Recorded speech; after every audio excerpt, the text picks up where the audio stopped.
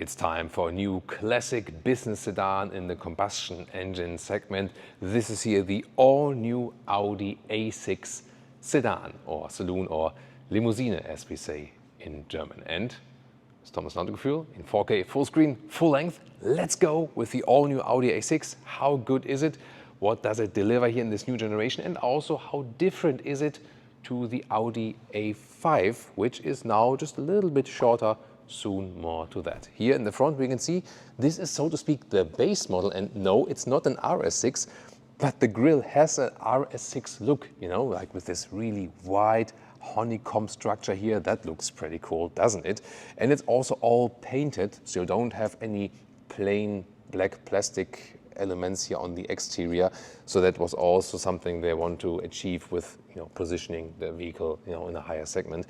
Here the Audi rings, they are rather flat, but very, very visible. Here also the bright styling. You can also get a black package where you have the darkened out rings, but I think in this way it's better. There you still see it's an Audi, you know what I mean? Light, base LED, and then here matrix LED. Then you also have a cascading turning indicator in the front. You can also change these light signatures, and look at that here, these really tiny honeycomb structures here on the inside. That's also very interesting. They worked on the aerodynamics of that vehicle. Here there's an air curtain, channels the air through. And this here is the most aerodynamic sedan ever at Audi. 0.23 is the CD value, and this will also save fuel, for example. This is here called Firmament Blue, so a very dark nuance of a blue color. Sometimes you hardly see it's blue. When it would be now in like daytime light, then you would better see it's a blue color. That's why I also try to wear dark blue here today. Wheels from 18 to 21 inch. These here are the 20-inch wheels, so somewhat still in the middle. I think fit the car very well here in this multi-spoke design. And they also cleaned up the exterior a little bit here. You can see it at the side. Very interesting that, yeah, the door almost looks a little bit E-Class-like, doesn't it? Because Audi used to be more like, you know, like really sharp edges and so on, but here they smoothened out the lines, especially at the side. Then again, they stretched it a little bit here visually. You can see it on the top part. The length is at around 5 meters or 197 inches. So it hasn't changed much if you compare the previous generation. So yeah, I mean, usually cars grow and grow and grow. But the thing is that the size difference to the A5 saloon is not that large anymore. Yeah, that's something you gotta swallow. Of course, this one here features more stuff. For example, you can get 3 different suspension: base suspension, sport suspension, fixed one, 20 millimeters lower, and then an optional air suspension. That's something that the A5, for example, does not have. So this one features air suspension, optional. And also you can get here a rear axle steering. In this case, then the rear wheels turn in the opposite direction than the front wheels, up to a speed of 60 kilometers an hour or 37 miles per hour, and up to 5 degrees. This reduces then the turning circle by a meter. And that's of course very helpful when you go in and out, basement, garage and so on. Both air suspension and rear axle steering is only available if you have a quattro model, so only with the all-wheel drive model. So it will not be then available for the base version. And the new rear, they actually took note from past models, and it basically serves 2 functions. So first of all, they want to have this element upright, that the Audi rings a little bit look to the sky. But then again, if you look at that here from the side, this one raises again, and this is a crucial element for the aerodynamics, that the air is being channeled here. Yeah, and this is what makes it so aerodynamic. However, you gotta say, with this round form here, I think it looks a little bit less Bauhaus. So I think the A6 previous generation looked more German Bauhaus design. Yeah, but would like to hear your opinion on that one. More modern, definitely here the tail lamp signature. So they split it. There's this light strip that goes through. This is where also the turning indicators are integrated. And also, once again, if you have the matrix LED with the cascading function. And then here, another light set in the top part split. And here you can see these are the proximity sensors. So, and they're not. You know, either you have this sparkling design when stationary, and then when the sensors are being activated, you know, that maybe you can. Yeah, sometimes maybe Leah go. Yeah, there it is. Yeah, yeah. So this is the proximity sensor saying like, go away now, finally. And these are here the OLEDs, and this is then together in the Tech Package Pro with the Matrix LED. Yeah, that's another problem, of course, that you have, once again, like a lot of options and not everything is standard. Yeah, that's usually a thing with the German premium manufacturers. And when I hit the brakes, you can see this is the brake light and this is vertical. Very interesting. So that is also a design change. And I also want to tell you more about the turning indicators, because not only this cascading thing I already mentioned, here you also have this communication with the outside world, showing these tiny triangles here. It's pretty cool when you look at it from here, but then when you come closer here and look at it a little bit from the upper part, they also mirror themselves here, you see, in the lower part. So playing with light is all over the place, but I think that's pretty cool. Why not? Then in the lower part, this is interesting, honest design now, because no more fake exhaust. The Autogefühl fake exhaust police is out of business at Audi. This is a real exhaust tip here, like it dissolves into the outside line. And once again, there's no black plastic here. Everything is also painted. And this is something where I can see, hey, this also does resemble a premium quality on the exterior already. Let's talk about the engines.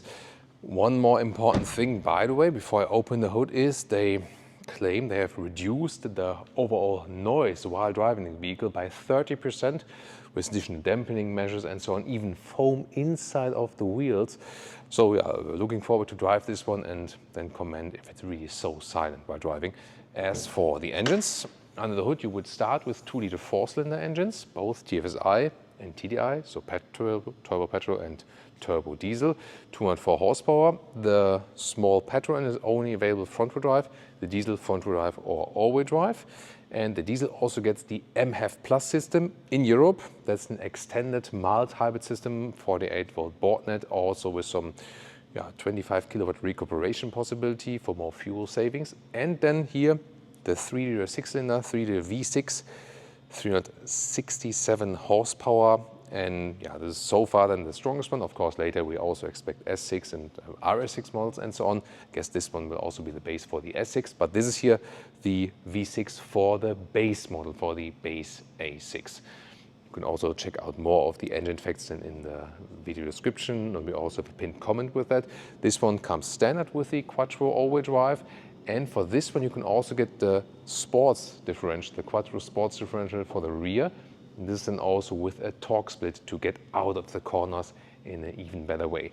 The Quattro system is now a so-called Quattro Ultra. That means it's not a rear biased Quattro anymore, and it can still send a lot of torque to the rear axle in really extreme situations, up to 70% to the rear axle. So, but that means when it's just like running normally and normal speed without pushing the throttle too much, it will be more front wheel biased. But if you really hammer it and put it to the corners, you can still feel somewhat a rear wheel bias. We have tested that with the Audi A5 in the new generation, and it worked actually quite well, but it's definitely not the standard Quattro anymore. Now to the interior with the car key. It's actually quite nice and light. And here the door handles, they are electric, but you grab in there and then you have no haptical feedback actually. And then they jump open a little bit. This one is also equipped with another option that you can't get on an A5 here. Soft close. There we go. Here, Audi A6. And this, the model naming is now, since I think a couple of new models have it now that the model name is right here. We can of course still test the door closing sound even though it has soft close, because that sounds really nice. So great door closing sound. There we go. Slamming it, baby. But here also in the rear, you also have the soft close, if you went for that option, of course. Always nice and impressive, but also, very expensive as well. This one here, of course, with frames around the doors. You remember that the A7, of course, is a frameless design, but so far not planned yet. More to that later. Just a strange thing that they initially wanted to call this one here A7, but then they said, no, it's an A6, and they went back and forth with the naming structure. So here inside of the doors, Here has a leather wrap here. It could be maybe a little bit softer, and then here is a little bit soft, but is that soft enough for your elbows? Got to see about that while driving. This new interesting 3D structure element, Bentley has introduced it with the Bentley Continental. It's all, of course, the same corporation. Inside of doors, no fabric covering whatsoever, and you have this large black element here to control the side mirrors and so on for memory seating. And it's just one button. That whole thing is one button. You can see this projection, the puddle light at the lower part. This is also no S-line, so this is, so to speak, the base interior with a Tech Pro package. Soon more to that. Means this is like this open spoke design for the steering wheel. Reminds us a little bit of the previous generation, just that the difference is that here now we have two-dimensional Audi rings, so you cannot, well, this one you can feel, but not really the inside of the Audi rings. And the vehicle is complaining that the key is not in the vehicle. Okay. And then here you have the capacitive controls, because once again, this is one button. At least there is a nice clicking feedback, but real buttons is what I prefer, honestly. But the real stalks and so on, ambient lighting already we can see here. Somewhat covered here of the top dashboard with the stitching. Seats, you have normal seats, sport seats, what you also see here with some, sportier situations here, and Sports Plus would also be available. Then it's different with the head restraint and so on. Materials, you get fabric seats, at least in Europe, and also Dynamica microfiber. This here is a mix of animal skin and leatherette. They do not offer a full leatherette option like basically everyone else is offering at the moment, because Audi did not get this subject so much like the other manufacturers. And they say, okay, if you don't want animal skin, then we only offer fabric. I think the best solution is go for a high-grade leatherette, make it perforated, offer seat ventilation, like Tesla does, for example, and like BMW does, and so on. Like most manufacturers have decided to go this path now. Audi not so far, sadly. Then here, 189, 6'2", still a lot of headroom here. This is a fixed panoramic roof. This does have a control which is electrochrome. Oh, I want to show the... Oh, you want to show that? Sorry about it. I stole Leah her feature. But I think the viewers want to see you. Yeah, they want to see you. You can show it again. So here, this is like open now, and it's like an electric curtain, so to speak. And then you can also close it if you want to shade it out even more so. But it's not a roof you can actually really open. The seating comfort and the ergonomics is actually, let's say, decent. The Einsitzhöhe, the seating depth at the ischial tuberosity here, the sit bone, could be better. And the thing is that the seats are similar than the one we see in the A5. And when we recently tested the A5 long term, this area here, the sit bone area, could be a little more cushioned. So that's better, for example, especially in the BMW 5 Series. Now welcome to this cockpit. First of all here, what I also want to mention here with the seat, that's good that you can also make this front part here a little bit longer. And then this cockpit here is a screen show, so to speak. And you have 12-inch instruments, 14.5 main infotainment, 11-inch passenger screen. If you go for the mid-trim tech package, this already included. In the very base version, this would be a high-gloss black field without a screen. And I think this is an example for that. Yeah, most American or Northern American, Canadian of course, Australia, and European customers do not use a passenger screen. This was done for the Chinese market. But then again, the Chinese customers say, hey, we buy the Chinese EVs now anyways because they have quicker software. So I think this is something what the German automotive industry developed for the Chinese market. But now basically, like their core target group is not interested in that. And the Chinese group is also not appealed by that. So I think the passenger screen, not really needed. But that's the same thing with other brands, not only Audi specific, of course. What do you think about that? And then you, of course, have the problem that when it's not included, what do you do with this area then? Because you cannot go with, with the air vents through. Here, the dashboard is also like with the stitching here. It's actually a nice surface. That's absolutely fine. This is like this enclosing effect, which is in black when it's all out. And you have a lot of function, of course, integrated, but some stuff you can still do manual, like a stalk for the cruise control. The volume knob is still manual here, for example. And you have two USB-C chargers in the front. Inductive charging pad is also ventilated. Very important that the phone doesn't overheat. The drive modes are selected here. And you can also click them through, so you do not have to finger around in the infotainment system. Just keep clicking that, that's possible. Nicely integrated shifting lever, like here. But then again, a lot of high gloss black area. Nice with the ambient lighting here, and also inside of the cup holders. I love these details, and they are also really well built, these cup holders here.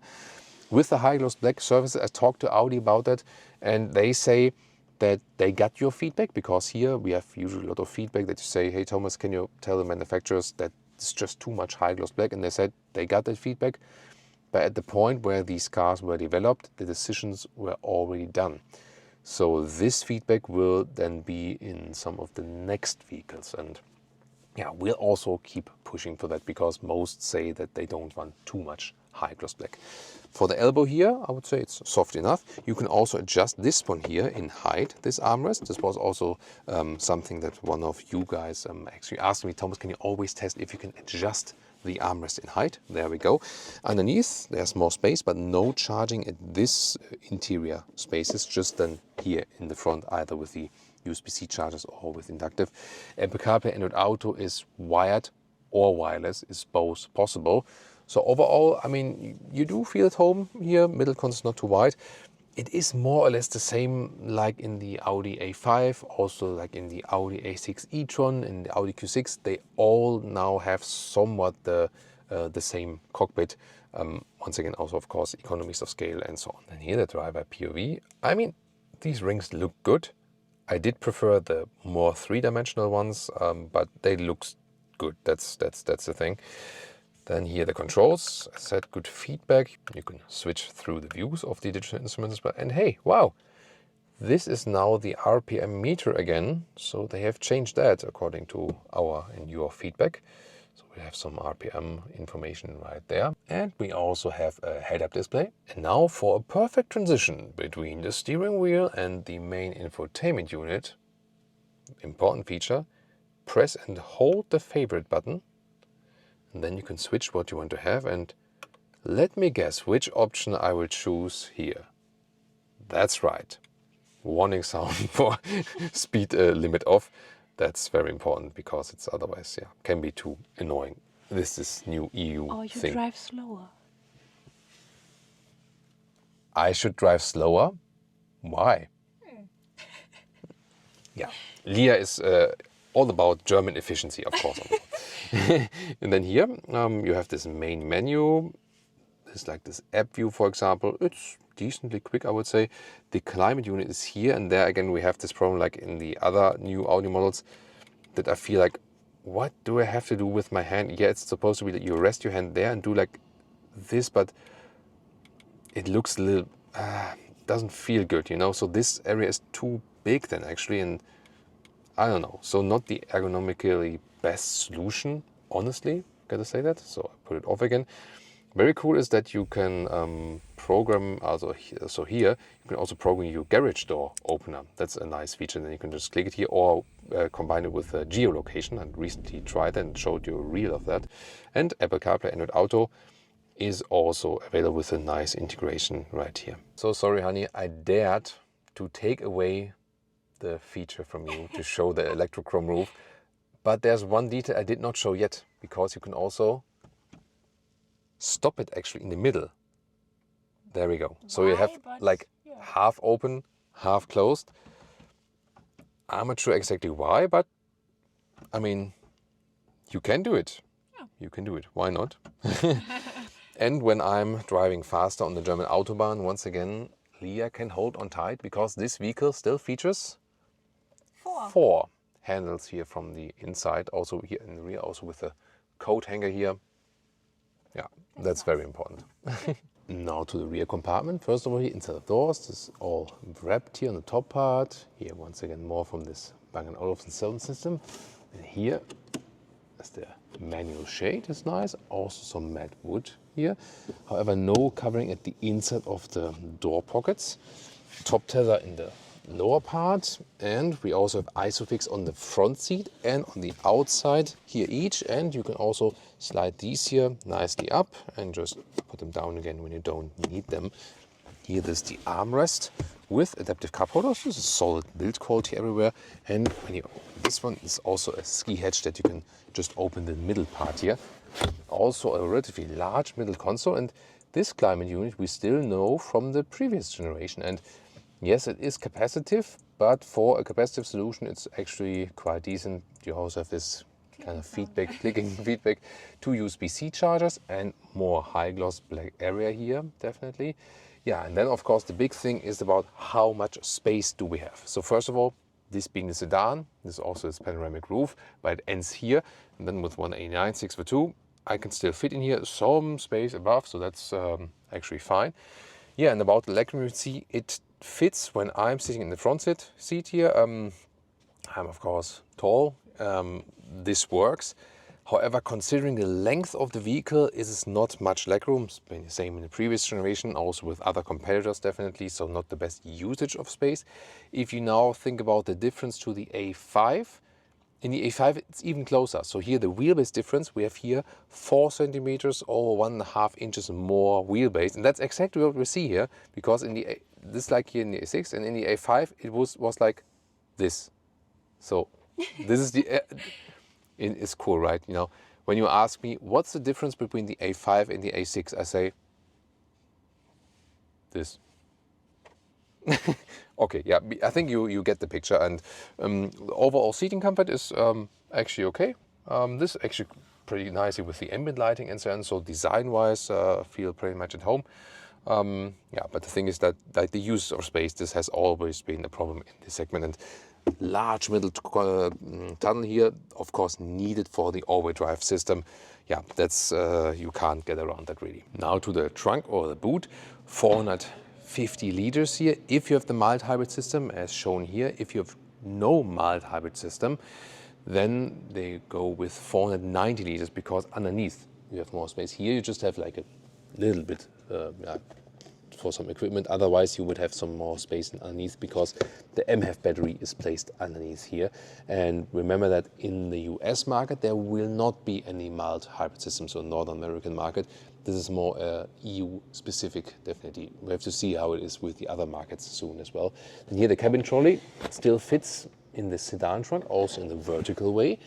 And you see here between the wheel arches is about 1 meter or 40 inches in width, a little bit more, and the length here is actually quite substantial, like even a little bit more than 1 meters 20 or 47 inches. This here, by the way, is the small battery charger here for that studio, so this will not be in your vehicle. This is just then here for the studio production. The height here is 50 centimeters or 19 inches, so a very well usable trunk.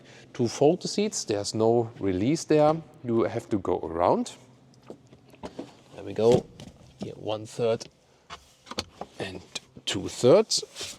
There we go. But you can also just put the middle part down. This one, as I said here, the battery charger. This, yeah, here it's hidden. Then it looks a little bit more.